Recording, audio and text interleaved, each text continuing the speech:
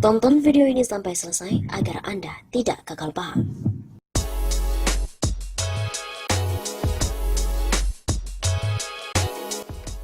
Pengamat SMJ memprediksi rezim Jokowi akan jatuh pada bulan Juni.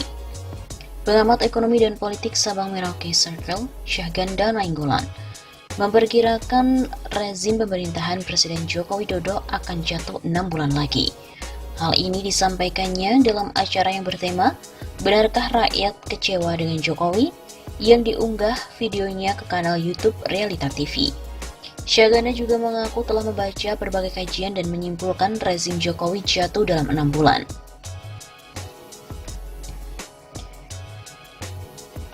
Prediksi ini pun berdasarkan pengamatannya dari sektor ekonomi dan juga politik. Jatuh itu ada dua, dia buat rezim baru, sekarang kan sudah sibuk dari kantor KSP mengumumkan akan ada reshuffle kabinet. Ini kan paling konyol di dunia, ada yang belum 6 bulan sudah bicara reshuffle. Begitu kata Syahganda. Ia juga menambahkan, menurut saya ini rezimnya bukan Jokowi, artinya Jokowi dan para tim ini kemungkinan dalam bulan Juni sudah jatuh. Syahganda juga mengatakan bahwa perekonomian Indonesia semakin susah dalam pemerintahan Jokowi periode kedua ini. Ketika masuk pada realitas sekarang, 3 bulan plus 1 bulan, pemerintahan Jokowi semua orang tahu ekonomi ini susahnya bukan main. Baik di rakyat bawah maupun di atas. Sekarang 115 juta jiwa terancam kemiskinan. Syahganda lalu juga mencontohkan ekonomi rumah tangga sekarang yang mengalami kesulitan. Menurutnya orang-orang kekinian sulit membayar berbagai cicilan. Yang biasa sudah nikmat dengan pengeluaran cicilan mobil, kredit rumah tiba-tiba sekarang berkurang. Negara 36 triliun di bulan Januari aja nggak punya uang, siapa yang mau dipotong? Kesulitan ekonomi Indonesia menurut Syahganda disebabkan oleh rezim pemerintah yang pro terhadap Cina. Karena selama ini rezim yang pro pada Cina merasa nyaman dengan adanya Cina yang setiap saat bisa membantu. Kalau kata Luhut Binsar Panjaitan, gampang, nanti kalau BPJS runtuh saya panggil asuransi Cina, langsung selesai. Begitu kata Luhut.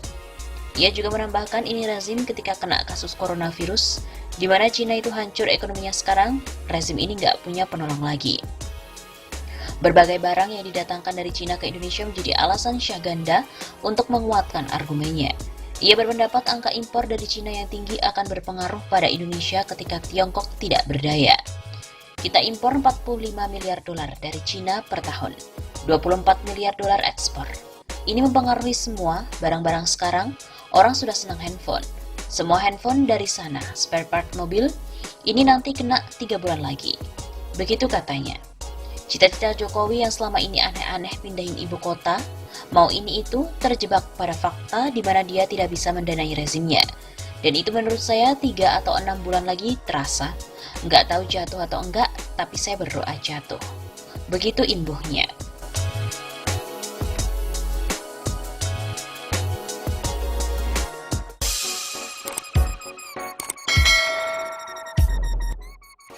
Wah, ada berita ini cukup mengejutkan. SMI memprediksi Jokowi kolaps dalam 6 bulan, dan pertumbuhan ekonominya pun hanya 2% saja.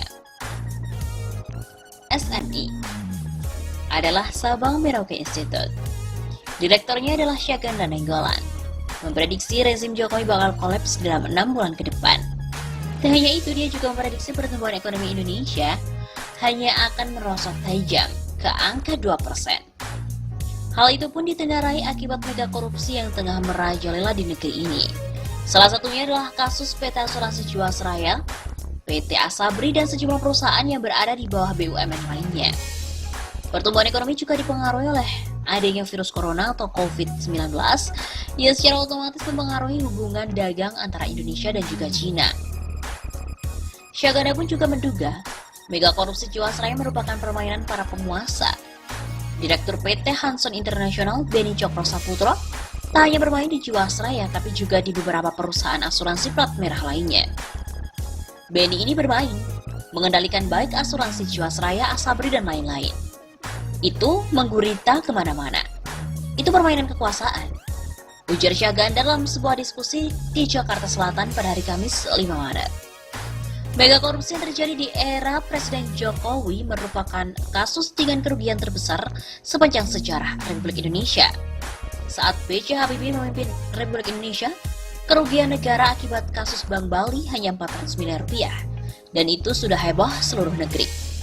Pada era Susilo Bambang Yudhoyono, pembobolan Bank Senturi 6,7 triliun rupiah. Juga itu sangat heboh. DPR pun juga membentuk pansus. Sementara katanya mega korupsi di era Jokowi jauh lebih gila. Sebab katanya negara rugi hingga puluhan triliun dan masih ada elit yang menutup-nutupi dan menganggap semua ini enteng dari kasus-kasus tersebut. Di bidang ekonomi, beberapa ekonom telah memprediksi pertumbuhan ekonomi akan stagnan di bawah 5%. Menteri BUMN Erick Thohir juga menyebut pertumbuhan ekonomi hanya 4% karena ada virus corona. Sementara untuk ekonomi senior, Rizal Ramli juga memprediksi hanya 4% saja. Kalau kata Syaganda, dia pun sudah tak bisa percaya lagi. Dan dia memprediksi hanya 2% karena tidak ada lagi yang masuk dari Cina. Dengan semua masalah itu, dia memprediksi rezim Jokowi pun akan ikut terseret. Dan bayangannya, kalau Jokowi ini nggak pintar-pintar untuk mencari solusi, dia akan kolaps hanya dalam 6 bulan saja. Dan Syaganda pun sudah mempelajari semua itu. Begitu katanya. Memang, dugaan gurita korupsi di istana era Jokowi ini merajalela di mana-mana. Adanya dugaan berita korupsi di istana era Joko Widodo merajalela, mulai dari kasus Jiwasraya sampai dengan Harun Masiku. Demikian yang dikatakan oleh pengamat politik Muslim Arbi dalam sebuah pernyataan kepada Suara Nasional. Pansus Jiwasraya di DPR pun gagal dan Kejaksaan Agung tidak ada progres dalam kasus perusahaan asuransi negara itu. Kata Muslim lagi, dugaan pelaku korupsi Jiwasraya menjadi anggota Dewan Pertimbangan Presiden atau Watinpres. Mereka berlindung di istana agar tidak diperiksa berkaitan dengan kasus Jiwasraya. Menurutnya lagi, kasus Harun Masiku yang melibatkan Sekjen DPP PDIP Hasto Kristianto pun tidak ada kejelasan. Karena KPK sudah dikendalikan oleh partai-partai penguasa, sehingga KPK tidak independen lagi. Begitu katanya. Bahkan, politikus Partai Demokrat juga mengatakan bahwa kasus Jiwasraya serta Harun Masiku ini akan bertemu di satu titik. Anggota Komisi 3 DPR RI dari fraksi Partai Demokrat, Beni Kaharman, meyakini bahwa kasus Jiwasraya dan tersangka kasus dugaan suap Komisioner KPU Wahyu Setiawan, Harun Masiku, akan bertemu di satu titik nantinya. Kendati keberadaan Harun Masiku pun tidak jelas sampai dengan hari ini. Makin sesat, makin ketahuan jelas kemana ujung kasus Jiwasraya. Masiku dan Jiwasraya pasti ketemu di satu titik nanti. Rakyat yang akan memonitor. Begitu kata Beni. Terkait titik temu antara Harun Masiku dan Jiwasraya, Beni juga enggan menjawab secara lugas terkait titik temu yang dimaksudkan. Ia hanya mengatakan bahwa titik temu yang ia maksud adalah titik terang. Sementara kedua kasus ini pun terus berkembang di tingkatan hukum. Dari kasus Jiwasraya, untuk informasi hari ini, Kejagung telah menahan beberapa tersangka, misalnya dari Hanson International, pemiliknya yaitu Beni Cokro Saputro. Gugatan penundaan kewajiban pembayaran utang atas Beni Cokro pun muncul. Dalam sistem informasi penelusuran perkara pengadilan Jakarta Pusat, dikutip dari media elektronik, gugatan PKPU dilayangkan Arif Effendi. Gugatan KPU itu ditujukan kepada Oki Irwiana Safitri beserta dengan Beni Cokro Saputro. Sedangkan untuk perkembangan dari kasus Harun Masiku terkini, penyidik KPK tertanggal 29 Januari telah memanggil Komisioner KPU Sumatera Selatan, Kelly Mariana. Kelly juga dipanggil sebagai saksi kasus suap terkait pergantian antar waktu anggota DPR yang melibatkan ex-komisioner KPU Wahyu Setiawan dan ex-caleg PDIP Harun Masiku.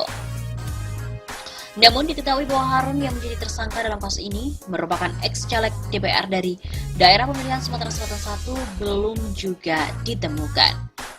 KPK juga telah menetapkan 4 orang tersangka dalam kasus itu, yakni Komisioner KPU Wahyu Setiawan, ex-caleg PDIP Harun Masiku, ex-anggota Bawaslu Agustiani Tio Fridalina, dan juga pihak swasta Saiful.